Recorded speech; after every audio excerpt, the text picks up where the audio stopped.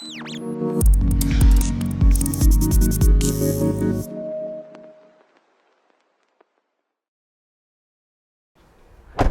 a bit earlier I started making a video on a SmallHD FOCUS, brilliant idea for lone shooters or vloggers because it flips and also powers your camera.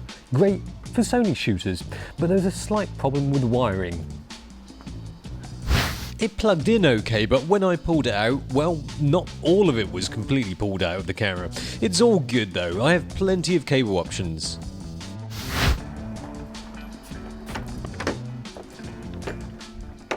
But this is the basic kit, which means it's basic. Clues in the name, isn't it?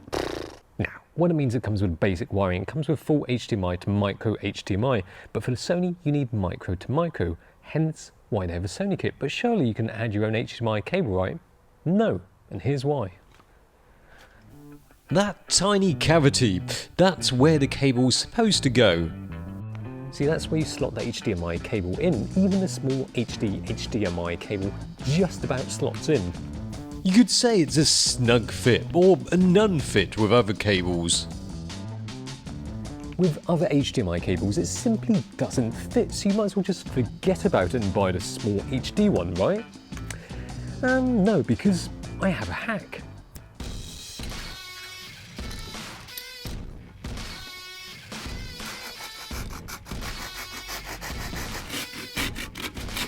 This is what they call a hack saw. Right, almost there. There we are. Yes, now it works with any HDMI cable. I mean, the rest of it's cool with me. SD card slot for loading 3D LUTs, mic jack for the obvious, and extra mounting points on the bottom and top. It's just the deal with pushing you towards only using their HDMI cables. That's not cool. Imagine if something happens to your HDMI cable on a shoot. You can't just pick up or use another type of HDMI cable. That is quite possibly the best DIY work I have ever done, but I can't recommend that you do it because it might void your warranty, but it works. So how good is that? Anyway, when I first heard news about this 5-inch monitor, I thought, brilliant, this is the perfect solution for any Sony vloggers, Sony filmmakers out there, because this is not only a monitor, but it also powers the camera and charges the battery, which is fantastic because the Sony batteries are pants. You can get a couple of hours with a standard battery, 4 hours with a large one. One of my first concerns about the product was that it might be a little bit top heavy once you add the battery. To be honest, it's not that bad actually. I've tried other monitors and the Focus has the right balance of screen size and light weight. And of course you can still add a cold shoe here, so you can still have a mic setup. But what does it look like in bright sunlight? Let's have a look. Now this is 800 nits, which is a decent amount of nits. But what is it like in direct sunlight? Now let's trump it out and face directly to the sunshine. Yeah, that's not bad.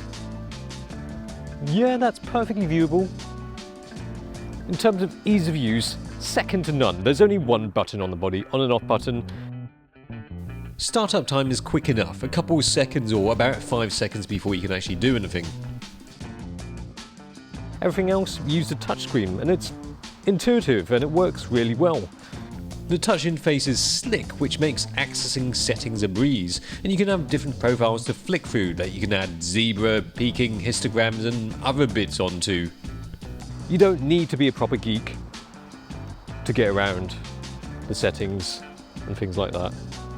In fact, I think a jar of snot could probably learn how to use this. It's that simple. Now I've got this set up so that when you rotate the screen, it automatically flips the image. You can also have it mirrored, but then all the information is mirrored as well. It's a monitor, that's pretty much it.